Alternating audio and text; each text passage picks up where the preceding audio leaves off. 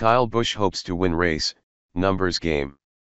Speedway, IND. Kyle Busch's appearance at Indianapolis Motor Speedway this weekend involves more numbers than anyone could be expected to remember. First and foremost, Busch has a chance to win a third straight Monster Energy NASCAR Cup Series race at the 2.5-mile track. No other driver has ever accomplished that feat on the oval, either in Cup or IndyCar Series racing. In fact, Jimmy Johnson, 2008 to 2009, is the only driver in NASCAR's top series to win back-to-back races at the vaunted Brickyard.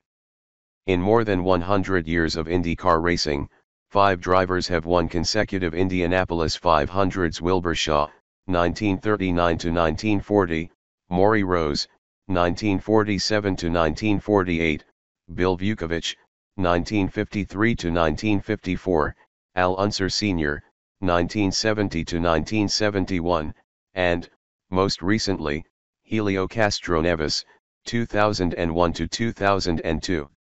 Michael Schumacher won 4 straight Formula One races at the track, but those victories all for Ferrari came on the road course, not the oval. If Busch happens to win the Brantley Gilbert Big Machine Brickyard 400 on Sunday, 2:30 p.m. Eastern Time on NBC, he'll erase another significant number.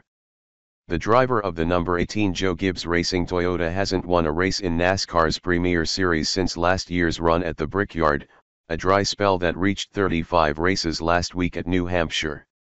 It's pretty cool to come in here thinking that we have a chance to go for 3 in a row, and, it's ultimately frustrating in the same breath that, it's been 365 days since we've won one of these things, Busch said.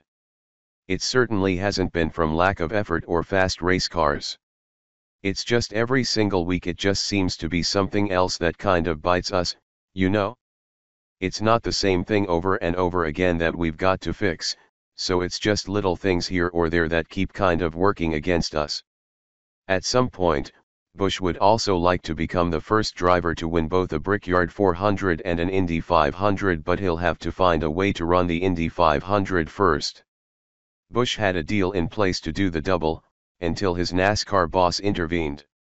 Busch's team owner is Joe Gibbs. "I had it done last year, sold and everything ready to go, and I've got a boss that said no," Busch said. "Figure it out. I've got 2 bosses, one's a male and one's a female. I would certainly want to run the Indy 500. I thought that I had a great opportunity to do it." There's one other number Busch definitely remembers about the Brickyard. 10 years ago Friday, he met his wife Samantha while giving ride-arounds at the Speedway. "I wasn't very well known, obviously, in the Cup Tour then, so it was just kind of fun, and we exchanged numbers there, and then I actually didn't see her again for 3 months, Busch said. "But we talked on the phone and I finally got her talked into coming to another race.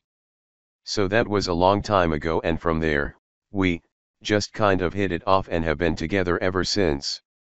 NASCAR optimistic about Xfinity rules package for Brickyard. The spoiler is taller and wider. The front splitter is larger, too. And restrictor plates will cut the capability of NASCAR Xfinity Series engines by more than 200 horsepower. But when the Xfinity cars line up for the Lilly Diabetes 250 at Indianapolis Motor Speedway on Saturday, the most noticeable performance change may come from the aero ducts in the noses, designed to create a wake of air and provide trailing cars with a power advantage. NASCAR adopted these changes to keep cars closer together and to promote passing at a track where getting by another car can be a major challenge. Ryan Reed, Blake Koch, and Brandon Jones tested the new package last October. "Our goal is to get the cars to stay closer together," said NASCAR Xfinity Series Director Wayne Auten. "Hopefully, the passing comes with it. Based on the test, it should create a lot of passing." The Xfinity cars will be using .875-inch restrictor plates, the same size as those employed at Daytona and Talladega. Unlike those 2 tracks, where locking bumpers and sustained pushing are prohibited, Auten says that practice will be encouraged during Saturday's race at Indy. "You're going to be able to lock bumpers," Reed said. You're going to be able to get to the guy in front of you and bump draft or tandem draft, whatever you want to call it, but once you get down in the corner, what are you going to do? That's going to be the problem.